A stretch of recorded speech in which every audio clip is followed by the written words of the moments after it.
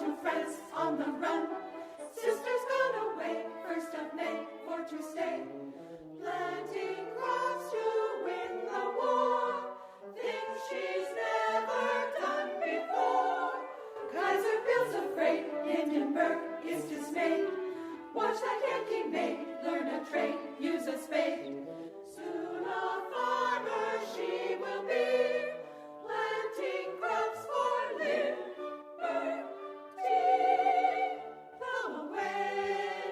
Plow away, giddy up horse, turn the ground under there. Major crops we're sowing, the plants are growing, the girls are farming everywhere. Kaiser Bill.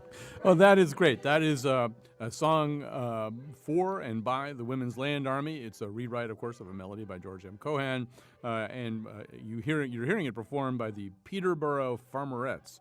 I assume that's Peterborough, New Hampshire. The Peterborough Farmerettes. Farmerettes is a term we probably wouldn't use today if we were starting a similar enterprise, but that was a term of art at the time. We're about to talk about a remarkable program which I think people don't know very much about. I certainly did not know very much about it when it was first proposed that we do this show.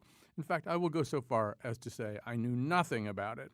And it's so odd because this is such an amazing story. And it does remind me, last year we did a show about the so-called the Rocket Girls. This is before the movie Hidden Figures came out. The so-called Rocket Girls, and they worked in the Jet Propulsion Laboratory and were absolutely key to getting the space program going. We also discovered that there was a women's version of the Mercury program that nobody knew about, women who are being tested and trained pretty much the same way as the male astronauts. We located one of them, and I found myself saying, remember, Hidden Figures had not come out yet. Why doesn't everybody know about this? I mean, why would this be a basically hidden story? I feel the same way about the Women's Land Army. And this is all the more remarkable because it's a story that spans the 2 world wars. We are today observing the 100th anniversary of the U.S. entry into World War I. This is a story that encompasses both World War I and World War II. We know what happens when a major war breaks out. Hundreds of thousands of young men go marching off to battle. And some of those young men, maybe a lot of those young men, are farmers. They're involved in food production. So it's kind of like I had never given any thought to how did food production keep going? How did both America and Britain continue to grow enough food to feed the domestic populace, to feed the army, and maybe even send some food overseas? Well, the answer in many cases was women. So we're going to talk about that today. Let me tell you who's here. Joining us by phone is Cecilia Gowdy-Weigand, History and Women's Studies faculty at Front Range Community College and Metropolitan State University of Denver. She is the author of Cultivating Victory, the Women's Land Army and the Victory Garden Movement. Also in studio with us is Walter Woodward, Associate Professor of History at UConn and the Connecticut State Historian. He is just newly arrived here from a ceremony observing this 100th anniversary that I just mentioned. And then in studio, we have 2 veterans of the Women's Land Army. We have Elaine Loengard, a former participant. Well, they're both former participants. Both Elaine Loengard and Alice Corcoran were participants in the Connecticut Women's Land Army during World War II.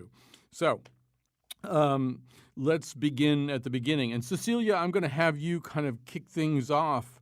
I did a little bit of work to explain what the Women's Land Army is, but I'm sure you have more and better things to say. Explain how this came into existence in World War I. Well, thanks, and thanks for having me today.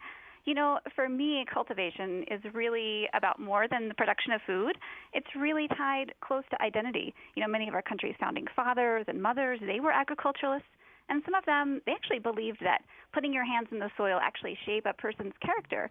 So my book is really about how women's agricultural labor, both on at farms and at home, it really not only helps their countries, but it helps them shape their own identity, and that's what we really see here in this Women's Land Army. And just to give you a little bit of background, that concept for a Women's Land Army, it began in the First World War, and it began in Great Britain when a lot of women's rights activists, they were just trying to find a way that they could be of service to their country, and they could also find a way to make a place for themselves in the world of paid labor. it was really a time globally when people were sharing ideas, social movements were, and so it was in some of these international forums that American women first learned about this Women's Land Army. And as we know, the U.S. it enters World War I in 1917, and very quickly thereafter, a couple of Barnard College professors, they decide that they're going to have this agricultural experiment and see if they can train some women to take over this farm labor that's so greatly needed. And things really progress from there quite quickly.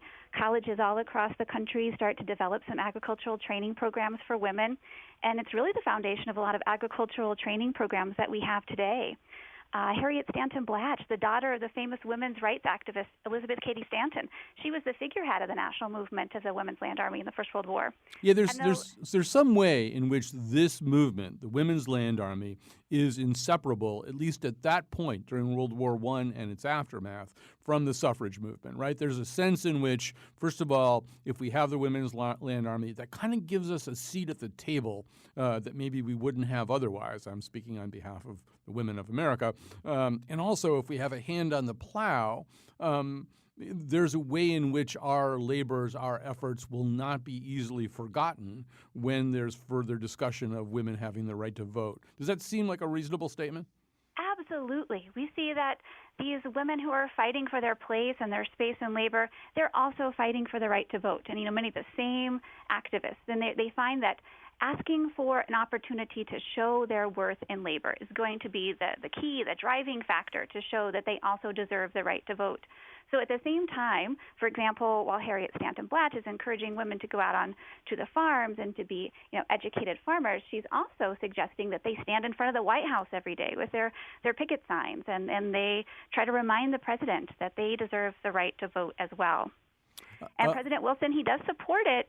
He does support the Women's Land Army, but the government really doesn't fund it, and so it has to incorporate on a state level. Because it was a war of a kind, of a breadth and of a proportion that the U.S. had never seen before, there was a certain amount of uncertainty about all kinds of things, including food. There were sort of food riots in New York City where push carts were overturned because prices were escalating pretty rapidly. People didn't really know exactly whether the food supply was stable. Obviously, looking over to Europe, seeing what had happened to Belgium. Well, I'll let you pick up that story. Sure. Herbert Hoover, looking at Belgium, starts to wonder what's going to go on with food. Well, at the beginning of the war, America was neutral. The Germans invaded Belgium, which was also a neutral country, and their treatment of the populace after it was terrible. People were starving. Herbert Hoover was sent over as head of the Belgium Relief Commission, and he realized after a couple of weeks there that food was going to be an indispensable part of this war, not just because an army travels on its stomach, but because the way that the peace was going to be won was through supplying food. So it became imperative that people be mobilized to eat less meat, eat less wheat, change their consumption patterns and also grow more at a time when it was likely that men would be leaving the fields. So he came back dedicated to the slogan, "Food can win the war." And even before America entered the war, Connecticut, because of the degree of arms and munitions manufacture that we were doing, Governor Marcus Holcomb, he's now known as the war governor, saw that American entry to the war was inevitable. So while the country was electing Wilson on a slogan of "he kept us out of the war," Holcomb was energizing the state to be prepared for war, and they did it a lot of ways. One of the things, they mobilized the citizenry for war preparedness. So as soon as America entered the war, a woman named Corrine Robinson Alsop, who turned out to be a niece of Theodore Roosevelt, her mother was his sister, headed up the contingent that became the Women's Land Army. And Connecticut claims to have put the first women into the field in support of agricultural production to support the war effort. Right. So let somebody else prove that they were the first in the field. We're going to claim that right now, although I think the largest group in World War I think California was just sort of gigantic with the WLA. But Cecilia, This was happening in Britain and it was happening in America, but it was happening in slightly different ways, and the story gets told with different levels of enthusiasm. But is part of it because agriculture in the United States was understood differently? It was connected to slavery. It was connected to immigrants. It was connected to so-called lower classes. Was it a different kind of sell here in the United States to say to a group of families with young women, yeah, go work on the farms? Did that mean a different thing in Britain than it did in America? Absolutely. We see in Great Britain during the time of the First World War, they're importing about 50% of their food supply. And so, that importation alone, I think, drives that, factor that they're going to cast aside those ideas about gendered, roles for women in labor. And by the time we get to the Second World War, they're importing 70% of their food. And so I would argue that absolutely shapes that dynamic a little bit differently. Here in the United States, however, we see that it's primarily white, urban, middle-class women who participate and to join this Women's Land Army. Women of color and women who had already been in the workforce, they're going to find war jobs in factories that are better paying, and they really avoid farm labor. And we see that different states are going to adopt this in different types of strategies. Some are more accepting of women as farmers, and some are less accepting of women as farmers. For example, in the agricultural South, people still have these ideas, these connections, as you said, these thoughts of slavery, as something that agricultural labor connected to in some way. And so they tie that together with this concept that what a proper Southern woman should be like. And they think that there's just no place for a proper white woman in the fields. Elaine, this probably touches on your memories a little bit about your time in the Women's Land Army during World War II. Your family owned a tobacco farm, and so they had very specific ideas about who works on tobacco farms. Tobacco farms obviously weren't key to food production, but there were ideas, right, about what was okay to do and what wasn't? Oh, and for me at first, it was not my family's idea of what I should be doing. It was a new idea that I would go out and work in the fields. And, of course, I never did. They would have never allowed me to work on tobacco. But I was recruited through my school, which was Chafee School in Windsor, where I went for high school. And Corinne Robinson Alsop, otherwise known as Mrs. Joseph Alsop. Mrs. Alsop was a revered figure. And I had forgotten that she was a Roosevelt daughter, and she was very well known and highly respected, and a very classy woman. So that kind of made it okay, I guess, that she recruited us to get out there in the field. Right. If you're going to recruit with white gloves. Right. And so, Alice, you were 13 years old at the time that you were recruited? Yes, I was. I was at junior high school when the information was had come around to participate, and if we wanted to sign up to go, we needed to have our parents sign papers, etc. And we looked forward to it, though there weren't that many. There was just only one other girl. And I think perhaps a lot of parents were reluctant to have their young teenagers go away simply because they're just, I don't remember many camps unless you went to Alice Merritt as a Girl Scout or what, but to go to a farm perhaps caused people to have their doubts or families for their children.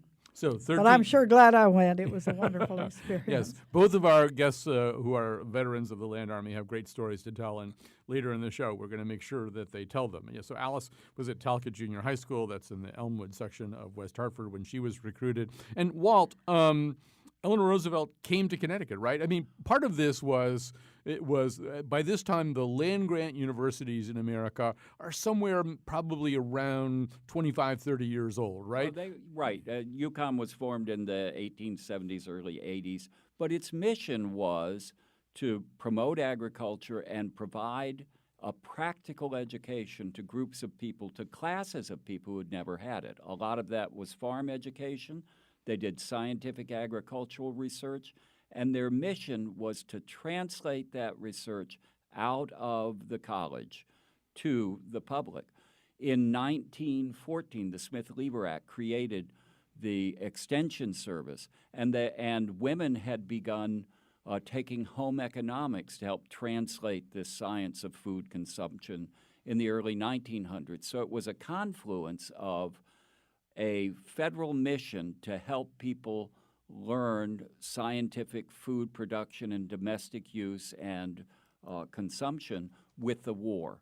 So UConn became instrumental in helping promote the Land Army, in helping actually promote both recruitment and getting farmers to be part of it, and also convincing people to plant war gardens in World War I, victory gardens in the Second. Well, now there was a lot that so we had Eleanor Roosevelt showing up in stores in 1943. Well, the connection is that Alsop, who was the head of the Land Army in World War I, was asked to head it up in World War II. Mm-hmm. And in early 1943, she asked Eleanor Roosevelt to come to Storrs because Storrs was offering something new for Connecticut, a short course in dairy or poultry production for women. They had started their first course in January of 1943. 4 groups of 7 girls came in 2-week courses. Eleanor Roosevelt came in early March, and she went out, made a speech to the students at Storrs. She visited the girls, talked with them about poultry production, dairy production. The girls showed her their new blisters, and it was all, it was a wonderful both recruitment tool for the Land Army, but it also was great publicity for the school.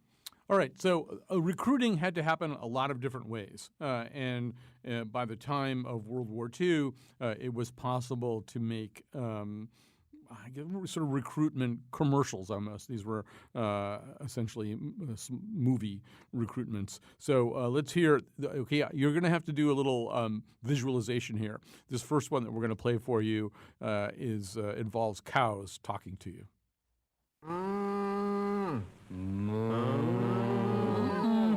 Ladies and gentlemen, we cows are in a very serious predicament. There are not enough people to milk us, and the Land Army needs 30,000 volunteers this year. Isn't that true, Enid? I'll say. The girls don't have to look after us all the time. There are plenty of other interesting jobs to do. The life is healthy, and the food is good. But we need them most, don't we, Enid? Yes, we need the gentle female touch.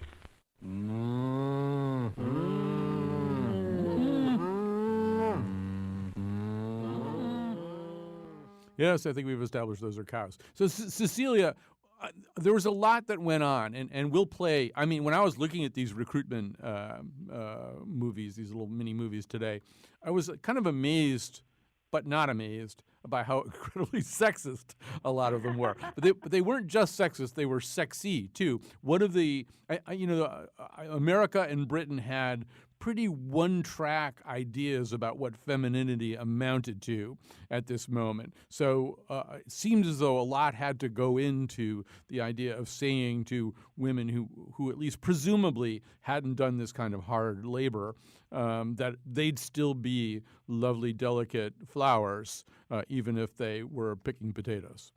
Absolutely.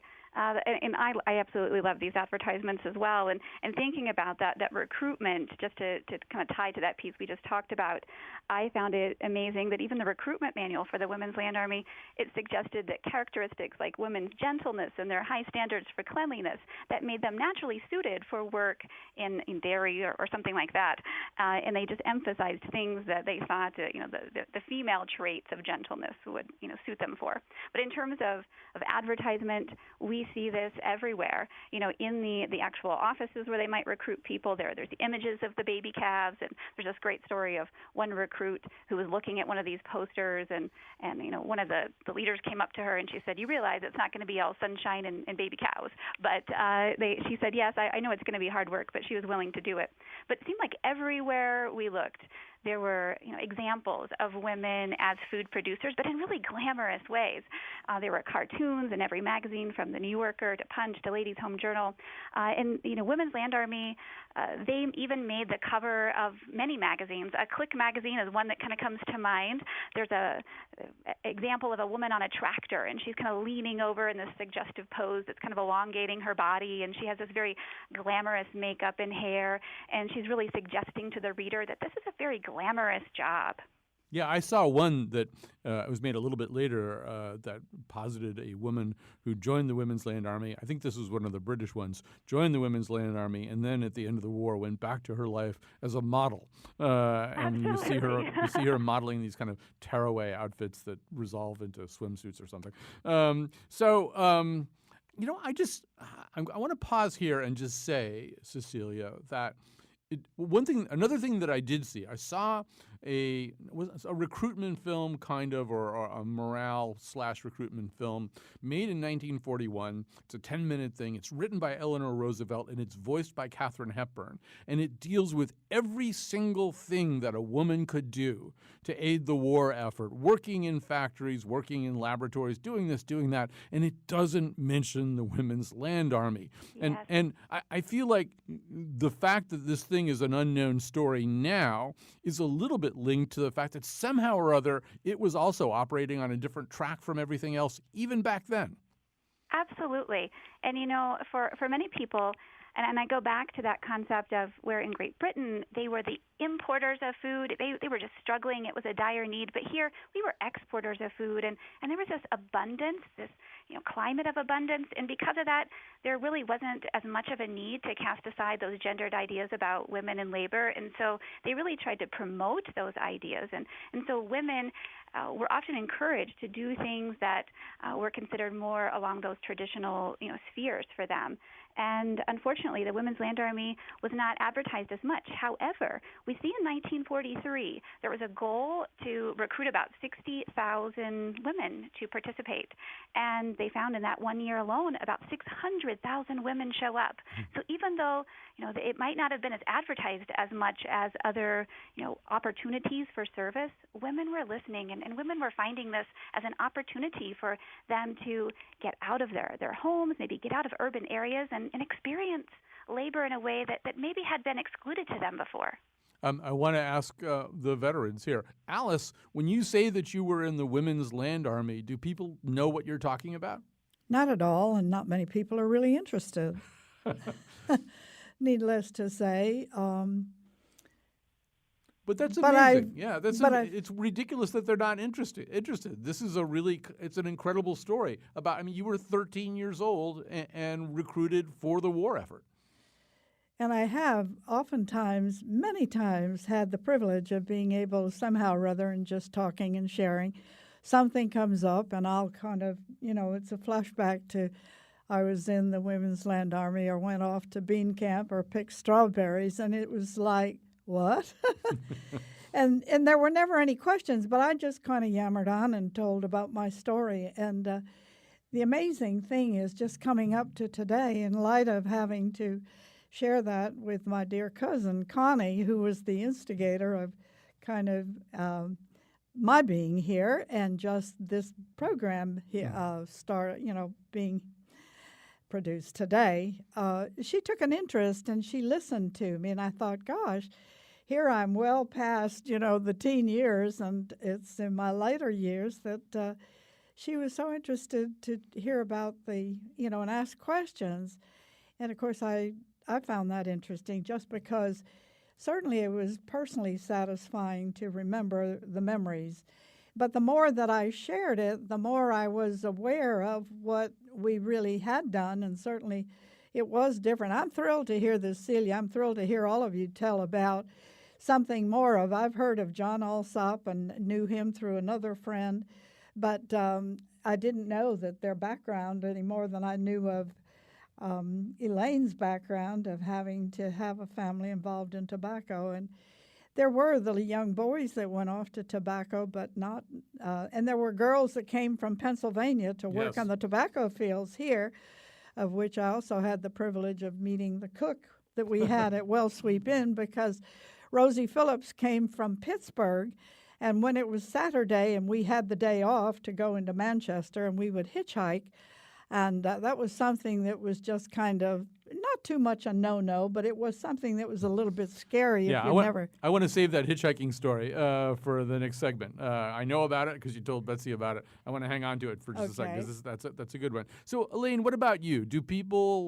Are people familiar with this Women's Land Army story when you tell them about it? I haven't told anybody. I haven't kept it a secret. I just hadn't thought about it until I was invited to come and participate today. And then I have begun, it has stimulated my memory, and it has given me an opportunity to think about my experience, which was just a very local, silly summer experience, as the way I would have thought about it. I had no idea it was so important. Well, except that you do know at some level, because in contrast to the way that we live now, as you lived through World War II, you lived, Americans didn't starve during World War II, but you lived with ration booklets. Oh, yes. You lived there were things you couldn't get, right? Oh, absolutely. And I was just recall that pineapple was something you couldn't get because the only place that I think that grew pineapples for American consumption were in the Philippines. I don't know that we had pineapples in other parts of the world. And you knew immediately when the war broke out that you weren't going to have pineapple anymore. And somebody gave my father a case of pineapple early in World War II. And it was down in our storage room in the cellar. And guess what? At the end of the war, it was still there. The pineapple was too valuable to open up while the war was going on.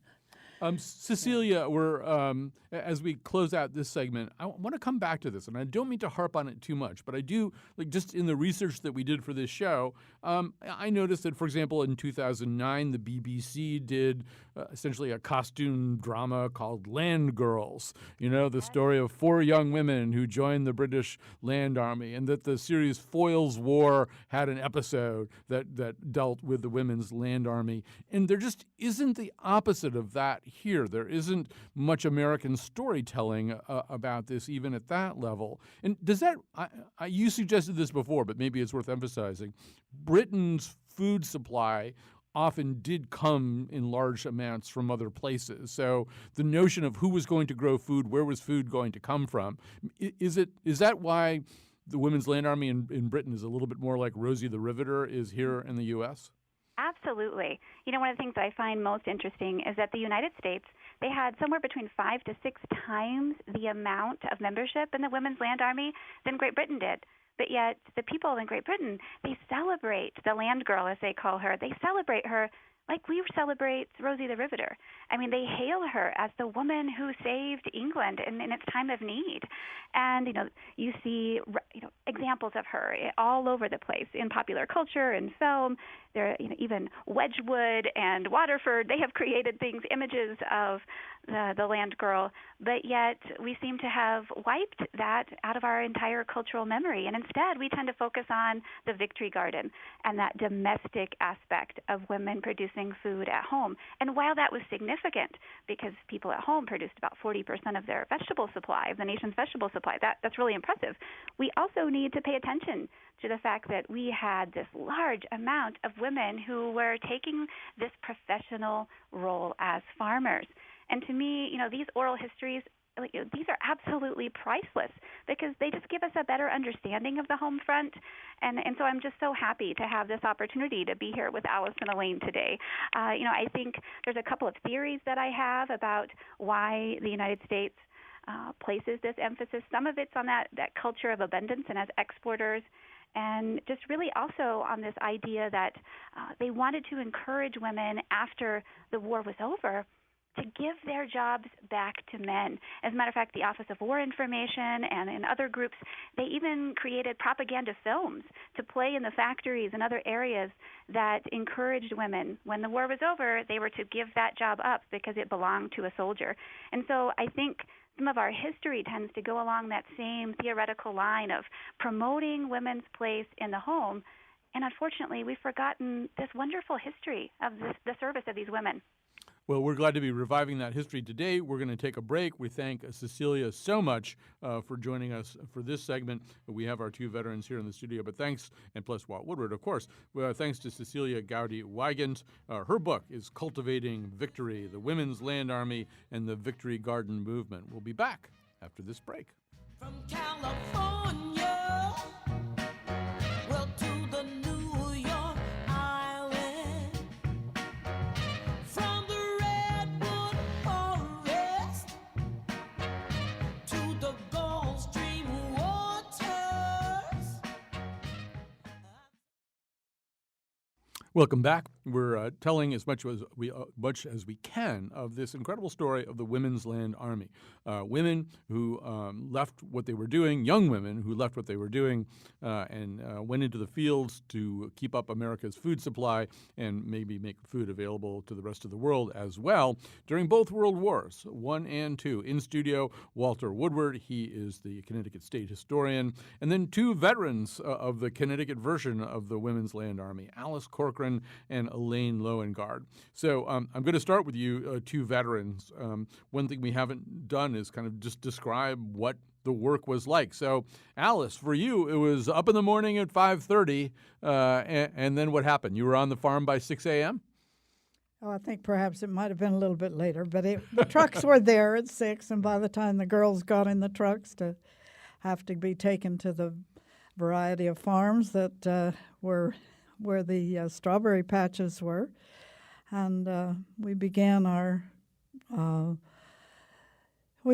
having to find ourselves in the designated paths or the rows that you were to pick, because if the strawberries were ripe, well, then you could pick them. And we all went early in the morning when it was rather chilly. We had clothing that was sort of warm and dungarees, and those black and white or red and white bold check flannel shirts. And by the noontime, when it was about time, or 11 or so, when we had to stop picking because the sun was coming up and the produce had to go to the market or the strawberries would get soft, we were already wearing shorts and or had our shorts on and had halters, and the clothes were down the rows. Do you remember that? Oh, yeah.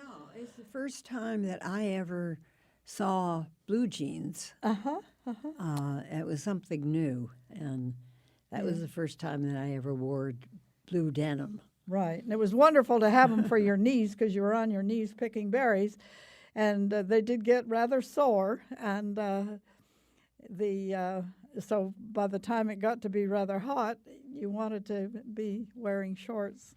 And so, Elaine, that was the summer. By the fall, you were in the potato fields at Warehouse Point, right? Yes. I was recruited as part of my class at Chafee School. And I guess we were successful enough. I didn't eat too many strawberries, so I was invited back, I guess, to pick potatoes.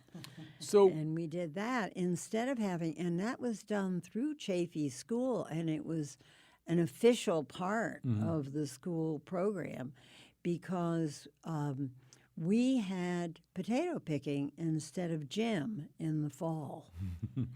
So, Walt, there's a tremendous amount of logistical stuff that has to happen in order for something like this to happen, right? Ranging from, camps and housing to, these are young girls. I assume they needed chaperones and stuff like that. Come close to your mic. By the way, Elaine, we would call that service learning today when you go out and potato. Of course. I don't know. Yeah, exactly. First of all, you had to get the farmers to agree to take on the girls, and that always wasn't an easy sell. So Alsop herself and her assistant, I think her name was Elaine Goodwin, would go out and talk to the farmers and recruit them. Once they agreed, they then had to find a place to house the girls, and it often was like a small, relatively small inn that had closed for the duration of the war because gas rationing meant people wouldn't come. They'd reopen them. They had to furnish them for the girls. They had to find cooks. Chaperones were difficult. It proved to be an intractable problem till Alsop got the idea of going to the ministers, and she actually got preachers to preach from the pulpit for a responsible, mature person willing to look after all these girls, and they showed up. The employment was time sensitive. You had to have girls who could be in Bolton in June, when the strawberries were ripe, and then able to wait till maybe October to be in Litchfield to pick the apples. A lot of this was time-sensitive field work. So that made employment an issue for some people. The housing issues, you had to pay all the girls. Now, what the papers say is that the average pay was 35 cents an hour, but I think in some cases you actually got paid by what you picked, right? 7 cents a basket. And hopefully you made your $7 out of the week that you picked the berries to pay your Right, the girls had to pay board from the money that they earned. By the way, there is a small newspaper article in the Hartford Courant in 1943 that tells exactly how many strawberries you all picked that year. They were amazed. You picked 52,000 quarts of strawberries. Wow. And they said if it wasn't for the girls going out there, they would have rotted in the fields. That's it. So the other thing that's happening, I think, while you're doing this for both of you, is kind of an experiment in democratization. And Alice, I'll start with you. But first of all, a 13-year-old girl in West Hartford at that time didn't have television, didn't have a smartphone, didn't have a laptop, didn't watch CNN, didn't have a lot of things that maybe kind of connected you to the rest of the world. You're more likely to know the people around you. And I would imagine that doing this farm work thrust you into a group of people who were much more of a mix from different backgrounds and places than what you had typically experienced.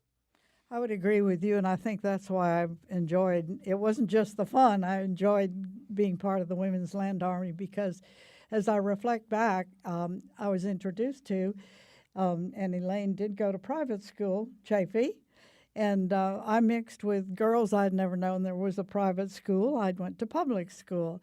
But all of those things, even at the time that I was there, it was just being with people and learning and just being part of a new experience. But it wasn't until, as time went on through the years, the value was more enlightening to my understanding of the different kinds of people, the backgrounds, schools, et cetera, and just the experience of coming together like that just became more rewarding to me in light of the fact picking strawberries for me was fun. I enjoyed it, but most of all, just getting to know other people and talking with them and sharing and so forth. And perhaps the experiences that we had, like entering into doing the hitchhiking to get to town, but also having to find years later in our culture today, oh my goodness, to do that just would not be apropos. It would just be a worrisome thing for parents. Well, Elaine, things have changed. Yes, Elaine, some of that was gas rationing, right? I mean, exactly. I was thinking that I really didn't have a chance to get to know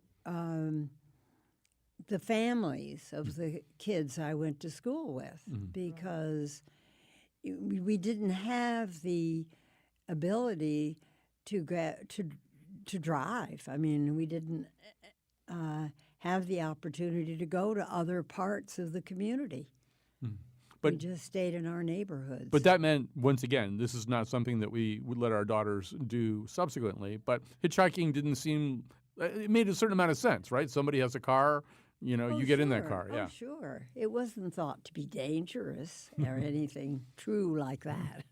All right. They have more stories to tell. Walt has more historical context to put into this. Why don't we grab a break right now? We're talking about the Women's Land Army. Soon to be a major motion picture. We just have to get the financing and the actors and the director and the studio and the distribution and all that stuff. But I'm sure Anne Hathaway will be very interested in this project. All right. We'll be back after this. Careful what you planted. I say make sure we plant soul food, or else your soul's gonna be starving. music, well, it's farming. Higher meditation. I know that music videos. All right, I have no Kyone Wolf this week to do the credits, so I'll do them myself. This show was produced by Betsy Kaplan, who, as usual, did an incredibly thorough job of finding people, including people like Elaine, who never even talked about this before. And Jonathan McNichol, another producer, is on the board doing some of the things that Kyone Wolf usually does. Also, I should tell you that tomorrow we're bringing the Nose, our cultural roundtable, down to New Haven. One of the things we're going to be talking about, it doesn't seem like this would be that big a topic unless you're aware of the furor around it. The Pepsi debuted a commercial this week, which I won't even begin to try to describe it. But anyway, it's the commercial that shook America this week. That will be one of many topics that we talk about on the Nose from New Haven. We got a great roundtable to do that. But right now, we're talking about the Women's Land Army. We're doing that with two veterans of the Women's Land Army. Once again, the Women's Land Army, something that people don't know about. It was young women by the thousands, by the hundreds of thousands, who volunteered, who showed up, who worked in the fields, who kept America and Britain's food supplies going during World War I and World War II. Elaine Loengard and Alice Corcoran are in studio here. They were part of that effort. Walter Woodward, our state historian, is here as well. So, Walt, very quickly, the story that they're telling about kind of a democratization, an experience that had put them in contact with a whole bunch of people who weren't like them. That's sort of the story of World War II, right? I mean, everybody wound up doing stuff with people that they didn't have contact with. Indeed. Most of the World War II black and white army films that you see after that are kind of focused on this, people of different classes and backgrounds and ethnicities coming together to meet. The kind of driving force in Connecticut was that this was largely, though, a middle-class controlled thing, or upper middle class. The Alsops were people who fully expected that you would do your service during the war, and then you would do the right thing and go back and become, a wonderful mother of children in a, very nice house in West Hartford and serve your community through volunteer work. It was an important part of American culture at the time. I think for people who participated in it, though, it opened up windows to experience that would have real ramifications later in their lives. I want to talk about that, but I also want to talk about that moment. And so, Elaine, I think another thing that's hard to understand in the same way that I was saying to Alice, no CNN, no laptops, no smartphones.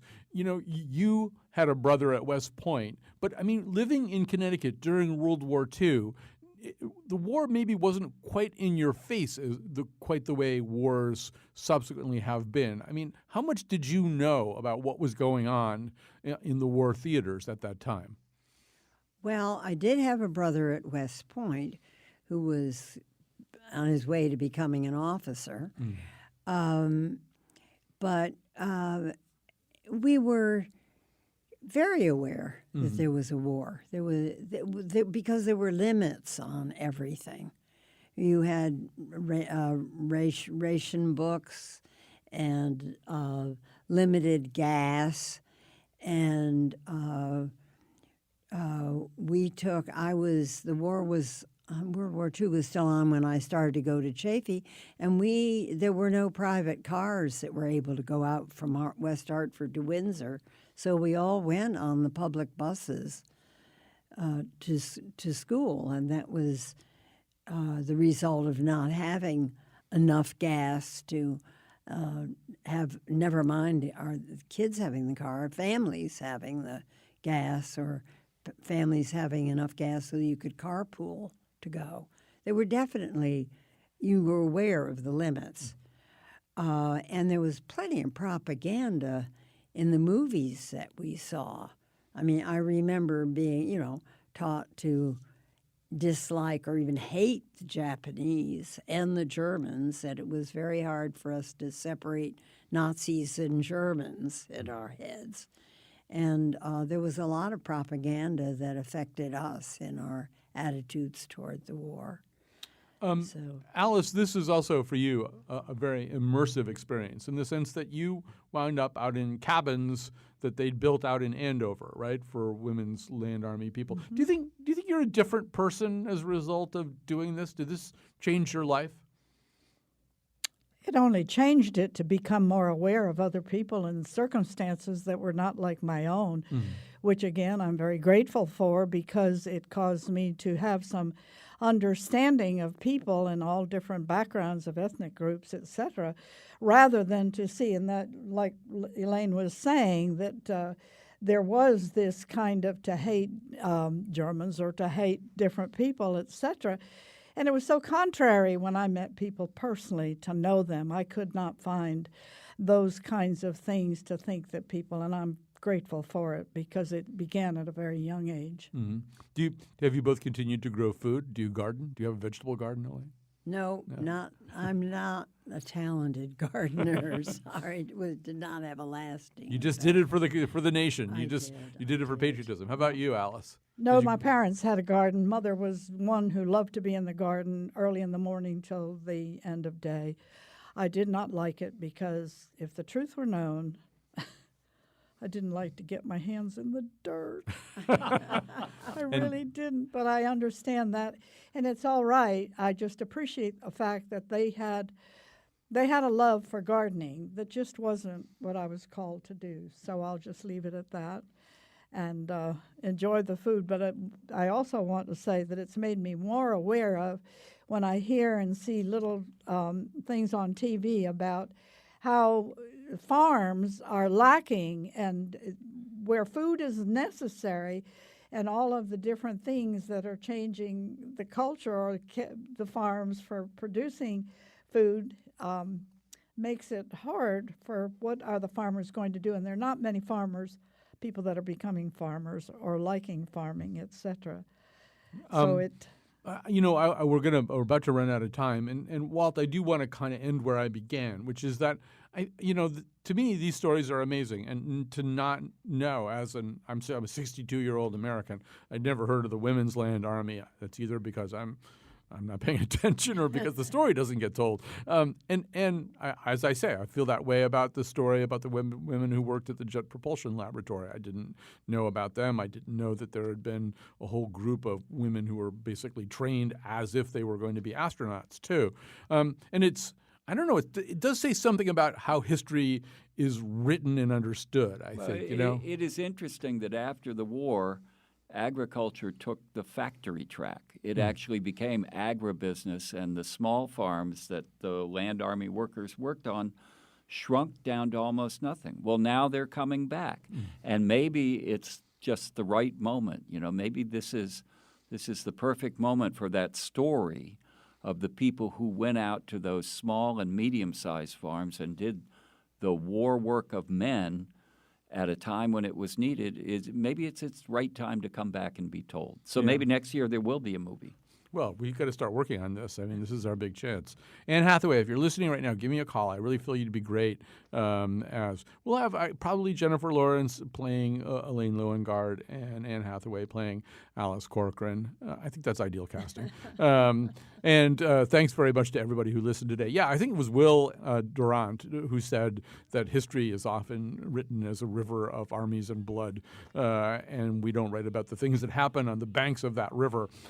These are some stories that happen on the banks of that river. They are no less important for that. So I'm very, very glad that we were able to tell them today. Thanks again to Betsy Kaplan for putting together this show, and thanks so much to everybody who participated. Cecilia Gowdy-Wygant, who wrote the book about it, Cultivating Victory, the Women's Land Army, and the Victory Garden Movement. In studio with me, Elaine Loengard and Alice Corcoran. They picked berries and beans and potatoes so America could eat during World War II. Walter Woodward is our state historian. We wouldn't dream of trying this without him. Thanks for listening. We'll be back tomorrow.